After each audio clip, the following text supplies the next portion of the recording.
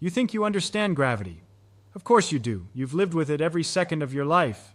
You feel it right now, pressing you into your chair, holding you to the floor, keeping everything where it belongs. You drop something, it falls. You jump, you come back down.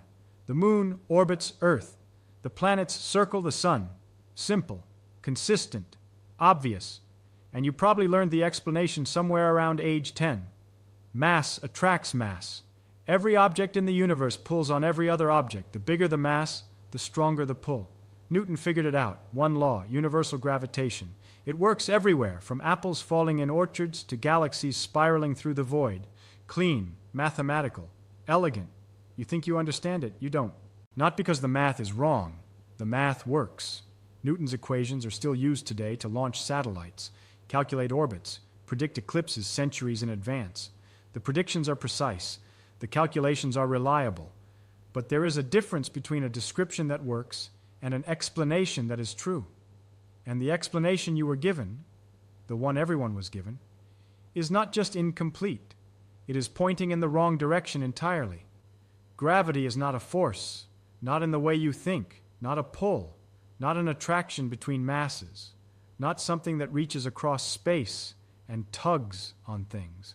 What we call gravity is something far stranger, far more structural, and far more disturbing to intuition than a simple pulling force could ever be. And once you see what it actually is, you cannot look at the world the same way again. Let's start from the beginning, not from equations, from experience. Stand up, right now if you can. Just stand there. What do you feel? You feel your weight. You feel something pressing your feet into the floor. You probably say that gravity is pulling you down. That's the intuition. That's the story. Earth is below you, massive and heavy, and it's yanking you toward its center. The ground is just in the way, holding you up. But stop.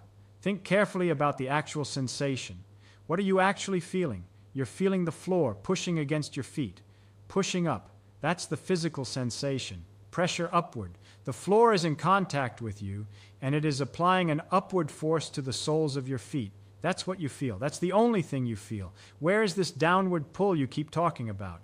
Where is the sensation of being yanked toward the Earth's center? You don't feel it. You have never felt it. You feel only the floor pushing up.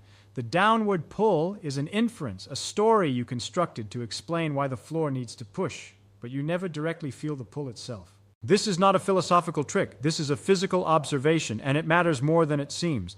Now think about the last time you were on an elevator. The doors close. The elevator starts moving downward. For just a moment, in that first instant of descent, your stomach drops. You feel lighter. Something shifts. That brief sensation of reduced weight, that slight feeling of your body becoming less pressed against the floor, that is the closest most people ever come to understanding what gravity actually is. Not in that moment of light feeling, but in recognizing that the floor pressing you is not a constant of nature. It is a variable. It depends on how the surface beneath you is accelerating. That sensation is telling you something. Most people never ask what. Now consider an astronaut in orbit, 200 miles above Earth's surface, floating inside the space station, completely weightless, drifting from wall to wall. No sensation of weight whatsoever. Most people say, zero gravity up there. Wrong. The gravitational field at the altitude of the International Space Station is roughly 90% as strong as it is here on the ground. The Earth's pull at that distance is almost as strong as what you feel standing on your kitchen floor. There is no meaningful reduction in gravity. The astronaut is not weightless because gravity is weak up there. So why does the astronaut float? Because the astronaut is falling. Constantly. Every second. The entire space station is falling toward Earth perpetually. But it is also moving sideways, extremely fast, about 17,000 miles per hour. And at that speed, as it falls, Earth's curved surface falls away beneath it at the same rate. The station keeps missing the ground. It falls around Earth instead of into it. The astronaut feels weightless for the same reason you feel weightless in the instant after jumping off a diving board. You are in free fall. Nothing is pushing against you. The floor is gone. There is no contact force pushing upward on your feet. That absence of pushing is what weightlessness is, not the absence of gravity, the absence of something pushing back. Think about that carefully. When you stand on the ground, you feel your weight. When you fall freely, you feel nothing. Which one is the natural state? Einstein asked exactly that question, and the answer he arrived at rewrote physics. The natural state, the state that requires no force, no explanation, no mechanism, is free fall. An object in free fall is not being acted upon. Nothing is pushing it, pulling it, twisting it. It is simply moving through space undisturbed. The falling apple is not being grabbed by the earth. It is released from constraint. The branch was holding it back. When the branch breaks, the apple is finally free. Free to do what? Free to follow its natural path through space-time. And the standing person, the person with their feet on the ground, that person is not in a natural state. That person is being constantly pushed. The ground is shoving them upward, deflecting them away from their natural path. They are being accelerated every moment away from the trajectory they would naturally follow. You feel weight not because gravity pulls you down, but because the ground pushes you up. This is not a semantic game. It is a fundamental reorientation of what is happening physically. The force is real. It is the contact force of the ground on your feet. What does not exist, what is not a force in the physical sense, is gravity itself. But this raises an immediate question. If there is no gravitational force, what makes the apple fall? What makes planets orbit? What makes the moon keep circling Earth instead of flying off in a straight line? The answer requires you to let go of something, something your intuition will resist. Space is not flat, not just space. Space-time, the four-dimensional fabric that contains everything, every point, every moment, every trajectory, is not a neutral, passive background. It is shaped, it is curved, and the thing that curves it is mass. Massive objects do not reach out and pull. They warp the geometry of the space around them. They bend space-time itself, the way a heavy object placed on a stretched rubber sheet creates a depression. Every other object moving nearby naturally follows the curves of that warped geometry. The apple does not fall because the Earth grabs it. The apple falls because the geometry of space-time near Earth's surface is curved in such a way that the straightest possible path through that geometry points toward the center of the Earth.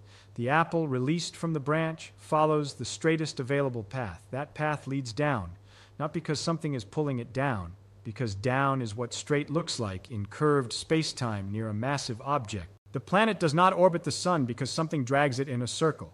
The planet orbits because the straightest possible path through the curved space-time around the sun is a closed ellipse. The planet is traveling in a straight line.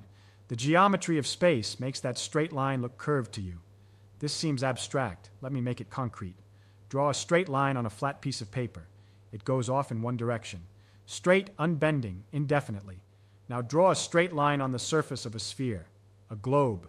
Start at the equator and go north. You're drawing as straight as you can, but eventually you curve. You go over the pole. You come back down the other side. You return to where you started.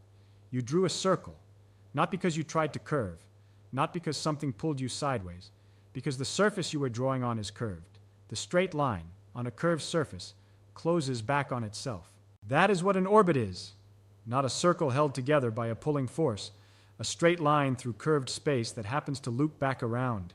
The geometry is doing what Newton's force was supposed to do, and it does it without any mechanism, any messenger particle, any action at a distance. The curvature is local. Objects respond to the geometry immediately around them. There is no reach across space. There is no mysterious signal. The shape of space itself tells matter how to move. Here is where it gets more unsettling. Newton's gravity has a problem nobody talks about clearly enough. His force propagates instantaneously. Move the sun right now, and according to Newton, every planet in the solar system feels it immediately, not a fraction of a second later, instantly, across hundreds of millions of miles of empty space. Newton knew this was strange. He called it action at a distance and admitted, in his own words, that he had no explanation for how it worked. He had the mathematics. He did not have the mechanism. He published the equations and left the explanation to others. Nobody found it. For 2 centuries, the mechanism remained a mystery that everyone quietly agreed not to mention. Einstein's theory does not have this problem.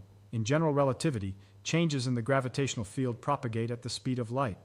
If the sun were to vanish right now, simply cease to exist, Earth would continue orbiting as normal for about 8 minutes. Then the gravitational disturbance would reach us, traveling at light speed, and only then would Earth's path begin to change. The theory is local, causal, connected to the structure of space-time in a way that makes the speed limit natural, not imposed. The same structure that prevents information from traveling faster than light also prevents gravitational changes from propagating faster than light. It is the same geometry, one set of rules. And this was not speculation. In 2015, a century after Einstein published general relativity, two black holes more than 1 billion light-years away collided. They spiraled into each other, merging into one. In that final fraction of a second, they released more energy than all the stars in the observable universe combined. Not as light, as ripples in space-time itself, gravitational waves, distortions in the fabric of space, expanding outward at the speed of light, compressing and stretching everything they passed through by an amount smaller than 1,000th of the diameter of a proton. Those waves arrived at Earth in September 2015. We detected them, not with a telescope, with an instrument that measured the distortion of space itself. The geometry moved. We felt it. That is not a metaphor for curved space-time. That is curved space-time behaving exactly as the equations predict, over distances and time scales almost impossible to state without losing the number's meaning. Now let's talk about something that should disturb you more than it does. Light has no mass. Zero. It is massless. According to Newton's theory of gravity, a force proportional to mass acting on something with no mass produces exactly zero effect. Newton's gravity cannot deflect light, should not deflect light, has nothing to grab onto. In 1919, during a total solar eclipse, astronomers pointed their telescopes at stars near the edge of the sun, stars that should have been invisible, hidden behind the sun's disk. But they were not invisible. They were visible, slightly displaced from where they should have been. The light from those stars had been bent by the sun. This is not possible in Newton's framework, but it is not only possible in Einstein's. It is mandatory. If gravity is the curvature of space itself, then light, which travels through space, must follow the curves. It has no choice. Massless or not, it must follow the geometry. And it does, with exact precision matching Einstein's prediction. This was the first experimental confirmation of general relativity. A century later, we see this effect everywhere. Galaxies bending the light of more distant galaxies behind them, creating multiple images, arcs, rings. Gravitational lensing, a direct photograph of curved space. Curved space is not a metaphor. It is an observable, measurable, photographable feature of the universe. Consider what happens to time. Gravity, curvature of space-time, does not just bend space. It bends time as well. Clocks run at different rates depending on how deep they are in a gravitational well. A clock on the floor of a building runs very slightly slower than a clock on the roof. A clock near the surface of Earth runs slower than a clock in orbit. This is not theoretical. It is measured. The GPS satellites orbiting Earth must account for time dilation, both from their speed and from the difference in gravitational potential. If the engineers did not correct for these effects, every GPS device on Earth would drift by several miles per day. The correction is applied every day because the effect is real, consistent, and precisely predicted by general relativity. Your head ages faster than your feet, by an almost immeasurably small amount, but by a real amount. The geometry of time is not uniform. Mass warps it. And you are standing inside that warped geometry right now, being pushed upward by the ground, deflected from the path that time and space are trying to curve you along. Stop for a moment. You are sitting or standing somewhere. The geometry of space-time around Earth is trying to direct your natural path toward the center of the Earth. The floor, the chair, the ground is constantly exerting a force on you to prevent that. That is what you feel as weight, not a pull from below, a push from below, the force that keeps you from following the universe's geometry. Let's talk about what black holes actually are. Not what movies suggest, what they actually are. A black hole is not a hole. It is not an absence of matter. It is matter compressed to such extreme density that the curvature of space-time around it becomes total. Near a black hole, space-time curves so sharply that every path, every possible trajectory through the geometry, points inward. There is no outward direction left in the geometry, not just for matter, for light too. Light travels along the straightest available path through space-time. Near a black hole, all available straight paths lead inward. Light sets off in any direction and ends up falling in. There is no path that leads out, not because something grabs the light, because the geometry has no outward direction remaining. The boundary where this happens is called the event horizon. Cross it, and the geometry of space-time inside is structured such that moving forward in time is the same as moving inward toward the center. You cannot avoid the singularity any more than you can avoid moving forward in time. The geometry has removed the option. This is not a force. There is nothing pulling you. The fabric of reality is simply oriented in that direction, and you are embedded in it, moving along with it, because that is what it means to exist in space-time. Now return to the beginning. Return to the most ordinary moment. You are standing on the ground. You feel your weight. You have felt this every day of your life. You called it gravity pulling you down. What is actually happening? Space-time near Earth's surface is curved. Your natural path, the free-fall trajectory that requires no force, no explanation, no push, points toward Earth's center. You are not following that path. The ground is in your way. It pushes up on your feet, deflecting you from the geometry. That deflection is what you feel as weight.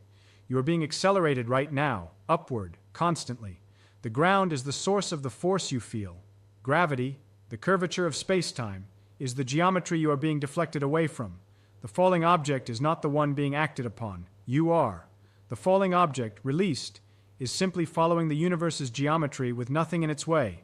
It is the freest thing in the room. There is one more piece. The piece that turns this from a description of planets and apples into something that touches everything. When you push on a wall, you feel the wall push back.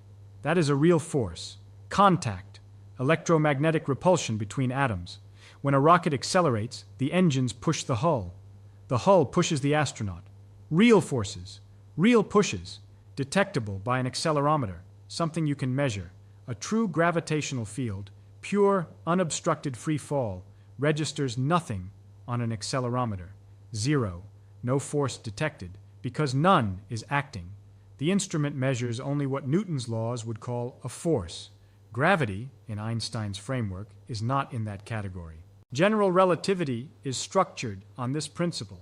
The mathematical object that represents real, physical forces, things that accelerate you relative to a free-falling observer, is called the stress-energy tensor. The curvature of space-time is a separate object, the metric tensor. They are related by Einstein's field equations, but they are not the same thing. The curvature is not a force, it is geometry. It tells matter where to go, the way a slope tells a ball which way is down without grabbing it. The entire architecture of modern physics is built around this distinction. Forces are things that deflect objects from free-fall paths. Gravity is the shape of the paths themselves. Here is what you are left with. The most familiar thing in your life, the weight you feel, the floor beneath you, the fall of every dropped object, is not what you thought it was. Not a pull, not a mysterious force reaching up from the Earth's center through solid rock to grab you, a consequence of geometry, a consequence of the fact that mass curves the fabric of space-time, and you are embedded in that fabric every moment, being carried along its contours. You have never been pulled down. You have been pushed up, away from your natural trajectory every second of your life by the ground you stand on. The universe is not pulling things together. It is shaped in a way that makes falling together the straightest available path. Newton gave us the mathematics to describe what happens. Einstein gave us the geometry to understand why. They are not the same thing. One is a tool, the other is a map of reality. And reality, as it turns out, is not a collection of forces acting between objects across empty space. It is a continuous, curved, dynamic geometry, shaped by everything in it, shaping everything in it, with no gaps, no actions at a distance, no messengers traveling faster than light. You are part of that geometry. You always have been. The weight you feel right now is the geometry trying to move you, and the ground preventing it. That is all weight ever was. That is all gravity ever was. Not a force, a shape, the shape of time and space themselves, bent by the presence of mass, guiding everything along the straightest available path through a universe that is never, anywhere, truly flat. Reality does not require your intuition to be correct. It only requires itself to be consistent. And it is.